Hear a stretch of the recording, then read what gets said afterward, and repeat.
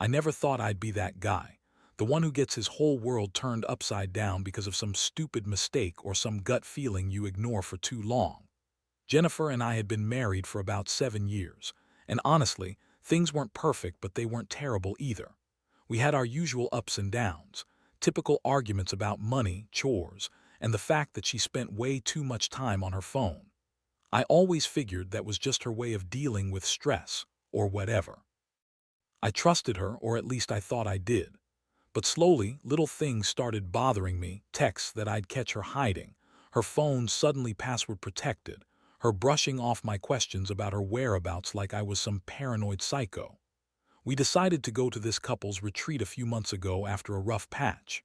She was the one who suggested it, said we needed to reconnect, that maybe we'd been drifting apart and it was time to get some help. The therapist was supposedly good, a specialist in immersive therapy techniques that promised to help us break down barriers and really understand each other again. Honestly, I was skeptical but figured, what the hell? It was supposed to be a week-long retreat, and I thought maybe it would help us fix what was broken. We signed up, packed our bags, and headed out. From the start, Jennifer was bitchy about the whole thing. She didn't say much during the car ride, just kept scrolling through her phone, sighing every so often. When we arrived at the retreat, she barely smiled at the staff and kept her guard up.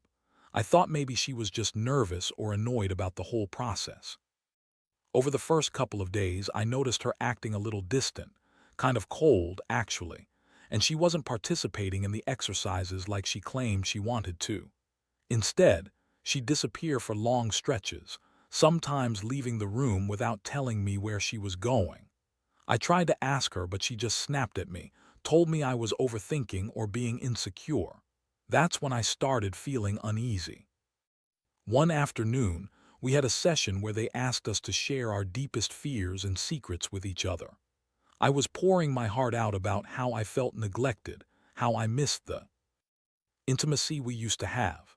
Jennifer, she just sat there looking bored and annoyed. Then, out of nowhere, she made some snarky comment about how I was being dramatic and that I needed to chill out. It was weird because she's usually more understanding than that. Later that night, I caught her sneaking out of her room in the dark, slipping into the bathroom. I followed her quietly, trying not to freak out, and I saw her talking on the phone, her voice hushed but definitely not to a friend or family member. She was with someone, I could tell from her tone, the way she was whispering and the way her hand was holding her phone. I couldn't believe what I was seeing. My stomach dropped, and I felt this wave of anger and betrayal wash over me. Who the hell was she talking to? I snuck back to our room, my mind racing. I wanted to confront her right then, but I also knew this wasn't the time or place. I had to think, had to figure out what I was going to do. But deep down, I knew this wasn't just some innocent phone call. It was something more. The woman I loved, the woman I thought I knew, was cheating on me right in the middle of a supposed relationship healing retreat. That's when I knew everything was about to change. The next morning, I woke up feeling like I had been hit by a truck. My stomach was in knots, and I kept replaying that moment from last night over and over.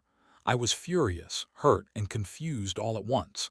How could Jennifer do this? How could she cheat on me during a supposed relationship healing retreat? It felt like a sick joke. I was sitting on the edge of the bed trying to process everything when she woke up and immediately snapped at me. "You're being paranoid," she spat, eyes narrowing. "Nothing happened. You're just imagining things. My phone was just ringing, that's all." I looked at her, my mind racing. "Really? That phone call last night, who was it? Who were you talking to that you didn't want me to hear?" She rolled her eyes and sat up. "God, you're so damn insecure, it's none of your business. I was talking to my sister. She needed me to pick up some stuff from the store, that's it." I didn't buy it. I could tell she was lying. Her whole body language was defensive, her voice was tight, and she was avoiding eye contact. I wanted to believe her, I really did, but something was off. I decided I had to dig deeper, but I also knew I needed to be smart about it. If she was cheating, I couldn't just confront her blindly. Trying to keep it together, I said, "Okay, if you say so, but I saw you last night. I saw you talking to someone, whispering in the dark. You're not fooling me, Jennifer. I know there's something going on." Her face twisted into a sneer. "You're crazy. You're always accusing me of stuff. Maybe you should look in the mirror and ask yourself why I'd cheat on you. I've been patient with your insecurities for too long." That was the moment I knew I couldn't trust her anymore. I had to find out for myself. I didn't want to make a scene here, especially in this retreat setting, but I couldn't let this slide. I decided to do some digging. Start with her phone and see if I could find any proof. I waited until she was in the shower later that morning, then snuck into her bag and grabbed her phone. I knew it was risky, but I felt like I had no choice.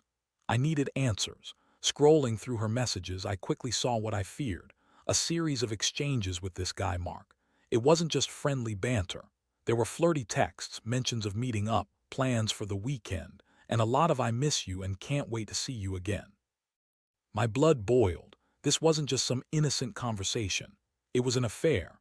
I couldn't believe I was looking at it. Jennifer, my wife, the woman I trusted, was cheating on me with some guy she met through her therapist, no less, during our retreat. I sat there stunned, feeling like the ground was shifting beneath me. I wanted to yell, to scream, to break something.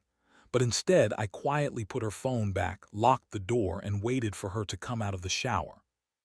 When she did, I didn't hold back. I confronted her face to face.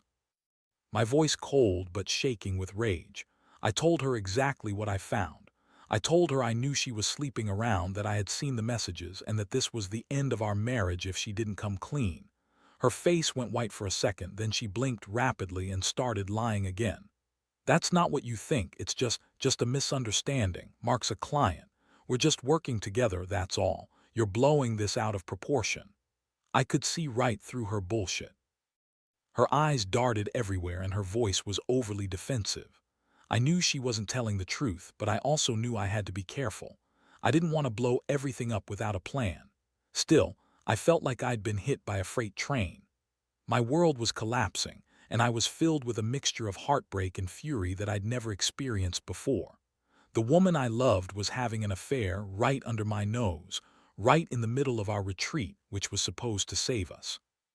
All I could do now was brace myself for what was coming next. After confronting her right there in the room, Jennifer's reaction was exactly what I expected. She doubled down on her lies, insisted she wasn't cheating, and started throwing accusations back at me. "You're just insecure," she snapped, her voice sharp and bitter. "You're paranoid because you're afraid of losing me. Honestly, you're overreacting. Mark's just a friend, and I don't know why you're making such a big deal out of it. You're just trying to ruin everything because you're jealous." I felt my blood boil. How could she be so dismissive? I had the proof right here in her messages, yet she was still acting like I was the crazy one. The anger started to overshadow the shock, and for a second I wanted to just grab her by the shoulders and shake her until she finally admitted the truth. But I knew better. I knew I had to stay calm, even if every instinct in me was telling me to blow up. Instead, I told her, "You keep lying, Jennifer, but I saw the messages. I saw what you're doing. If you think you're going to just deny it and sweep this under the rug, you're dead wrong. I'm not going to be some fool anymore." Her face twisted into an even nastier sneer. "You're so damn insecure. Maybe if you paid more attention to me instead of spying on my phone, you wouldn't be so paranoid. Honestly, I don't have to justify myself to you. I don't owe you an explanation for what I do." That's when I snapped. I told her she could lie all she wanted, but I wasn't going to sit around waiting for her to cheat behind my back anymore. I decided I'd had enough of the bullshit, that I needed to get out, think things over, and figure out what I was going to do next. I spent the rest of the day trying to stay calm, but constantly feeling like I was walking on a razor's edge. My mind kept circling back to that night I saw her whispering on the phone, the messages with Mark, and that sick feeling that she'd been lying to me this entire time. I felt betrayed on every level: emotionally, physically, mentally. For the first time in our marriage, I realized I didn't know the woman I'd married. I always thought she was honest. Little bitchy maybe, but loyal. Now, that was shattered. I kept asking myself if I was overreacting, if maybe I'd jumped to conclusions. But deep down, I knew I had evidence. I knew Jennifer had been sneaking around with this guy, and she had no intention of stopping. She was a master at lying, a bitchy, manipulative woman who would do anything to cover her tracks. I felt sick, angry, and numb all at once. I didn't want to believe she'd do this, but the reality was staring me in the face.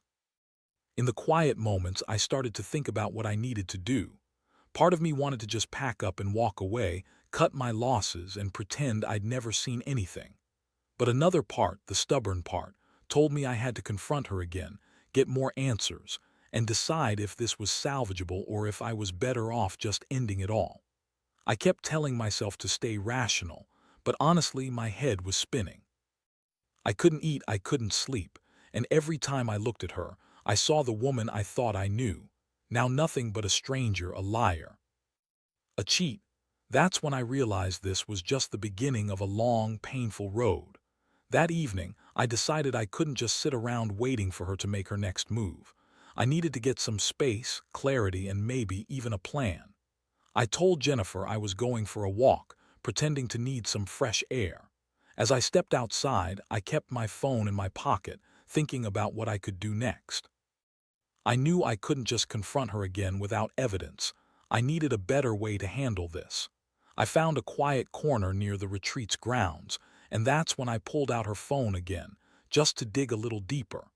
I figured if I was going to do this right, I needed to know everything. I started going through her messages again, looking for anything I might have missed or anything that could give me leverage. That's when I noticed a message from Mark that was marked as deleted, but I managed to recover it from the hidden archives. It was brief, but it made everything clear. They had planned to meet last weekend. And it wasn't just a friendly catch-up, it was something more. My stomach clenched, I felt like I was going to throw up. The fact that she'd planned to sneak off with some guy she met through her therapist during our supposed relationship retreat was beyond any betrayal I could have imagined. It was calculated, cold, and deliberate. I couldn't believe I'd been blind to it for so long. All those nights she claimed to be exhausted or busy working late, she was probably with him. I couldn't help but feel a mixture of disgust and heartbreak. I also saw a few texts from her that day, flirty, suggestive, more proof she was actively involved with Mark beyond just casual chatting. The worst part was how easy it was for her to lie, how she could look me in the eye and deny everything. I realized that her entire bitchy attitude was just her trying to hide the truth, to keep control of the situation. But I was done playing that game. I decided I had enough evidence. It was time for a serious talk, the kind where I wouldn't hold anything back. I went back to our room, my mind racing, and waited for her to come back from her walk. When she finally returned, I cut right to the chase. "You lied to me," I said flatly. "About everything. I found the messages. You had plans with Mark last weekend. You've been cheating on me all along, haven't you?" Her eyes widened, and for a second she looked panicked. Then she threw her head back and scoffed. "Oh, please, you're overreacting. You're just jealous because I'm tired of your accusations. Mark's just a friend. We're just talking. You're making this into a bigger deal than it is." I shook my head, furious. "No, Jennifer, this isn't some innocent conversation. You've been cheating. I saw the texts, the plans, the whole thing. How long has this been going on?" She crossed her arms, trying to sound dismissive. "It doesn't matter. All that matters is that I'm not doing anything wrong now. I'm here with you, aren't I?" That was the moment I realized she was a master at manipulation. She'd lie her way out of anything, spin her stories to make herself the victim, but I wasn't buying it anymore. I told her if she wanted to keep pretending everything was fine, she could do it without me. I told her I was done with her lies, done with the pain she caused, and that I'd be leaving soon. The shock on her face was almost satisfying. Almost. I knew I wasn't going to get any honest answers from her.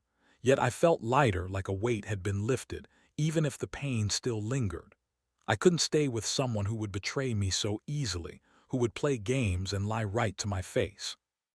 I had to start thinking about my next steps, about what my life would look like from here. But one thing was clear. I was furious, heartbroken, and utterly betrayed. And I wasn't going to let this go without consequences. That night was the worst sleep I've ever had. My mind kept racing, replaying everything. The lies, the texts, her sneaking around. I kept asking myself how I didn't see it sooner, how I missed all the signs. I felt so stupid for trusting her, for believing she was just stressed or overwhelmed. Turns out, she was sneaking around behind my back with someone. She met through her therapist, a guy who probably thought he was some kind of seducer, and here I was, the fool. The next morning, I finally decided I needed to make a move. I didn't want to just leave without making sure she knew I had her dead to rights. I wanted her to face the consequences of what she'd done. So I set my plan in motion. First, I grabbed my phone, took screenshots of the text messages from her with Mark, and saved everything securely. Then I looked around for the best way to exit the retreat without causing a scene. I didn't want her to spin this story to the staff or blow things out of proportion. I packed my bags quietly, pretending to be calm even though inside I was raging. I took one last look at her bitchy little smirk trying to hide her nervousness. She knew I had her. I told her I needed to step out for a moment, that I was going to call my lawyer and figure out what to do next. She rolled her eyes and said, "Whatever, you're overreacting anyway," like it was no big deal. That made me even angrier. She was so used to lying, so used to manipulating, she had no idea I wasn't going to let her get away with it. When I finally stepped outside, I called my lawyer from a nearby bench. I explained everything, the affair, the texts, the plans with Mark. I told him I wanted to file for divorce, that I couldn't deal with this betrayal anymore. I also had a plan to confront her one last time before I left, to make sure she knew I wasn't playing around. I couldn't let her think she'd gotten away with it completely. Once I hung up, I went back to the room just to make sure I had all my evidence ready. I stood in the doorway and looked at her, her face flushed with a mix of annoyance and that bitchy smirk. I told her everything I'd found, handed her the screenshots and laid it all out. Her eyes widened again, and she stammered, trying to deny, trying to spin her usual stories. But this time I was done listening. "I saw the messages," I said coldly. "You've been cheating on me with Mark, haven't you? You think you can lie your way out of this, but it's over. I'm leaving. And don't bother trying to stop me." I turned away, feeling like I was finally taking control of my life again after months of feeling helpless. She yelled at me, called me names, begged me not to leave, tried to guilt-trip me, but I was already walking out the door. As I packed my things in the car, I kept looking back at her bitchy face twisted in anger and denial. And honestly, I felt a strange mixture of relief and heartbreak, because I knew I was making the right choice, even if it hurt like hell. This wasn't the woman I married. It never was. And now I was free to start over, even if the scars of betrayal would stay with me for a long time. After I drove away, the silence inside the car was deafening. I kept replaying everything, her lies, her sneers, that sick feeling in my stomach. I had spent years building a life with her, believing in her, trusting her. Now that trust was shattered into a million pieces. I felt empty, betrayed, and strangely, a little relieved. I knew I'd done the right thing, even if it meant facing the pain and starting over alone. Over the next few days, I threw myself into sorting out the mess. I contacted a lawyer, began the divorce process, and started to piece my life back together. I couldn't believe how quickly everything had fallen apart, just from a few secret texts and a little deception. But I also realized how much I had been blind for so long. I kept asking myself why I had tolerated her bitchy attitude, her lying, her dismissiveness. I guess I wanted to believe she was just stressed or that she'd change, but deep down, I knew that was never going to happen. I won't pretend I wasn't heartbroken. I loved her once, and part of me still does. But I also knew I deserved better than someone who could lie and cheat so blatantly. The feeling of betrayal runs deep, and it's not something you get over overnight. Still, I learned a lot from this experience. Trust isn't something you take for granted, and if someone shows you their true colors, you have to believe them. Looking back, I realized that her manipulative, bitchy attitude was just a mask for her real self, selfish, dishonest, and willing to do whatever it takes to cover her tracks. I should have seen it sooner, but I was too caught up in trying to make things work. Now I see clearly. People reveal themselves in moments of weakness, and hers was lying and betrayal. In the end, I decided I'm better off without her. I won't be that guy who stays in a relationship filled with lies and bullshit. I've learned to trust myself more, to listen to my instincts, and to never ignore the red flags. She may have been my wife, but she was also a liar. And a liar isn't someone I want in my life anymore. So that's where I am now. moving on, picking up the pieces, and trying to rebuild what I lost. It's not easy, and honestly, I wish I didn't have to go through this, but I do feel a little stronger for having survived it. Betrayal hurts like hell, but it also teaches you who you really are and what you deserve. If there's one thing I want anyone reading this to take away, it's that you can't ignore the signs. Trust yourself, listen to your gut, and don't be afraid to walk away when someone shows you their true colors. Because in the end, you deserve honesty and respect, not lies and betrayal.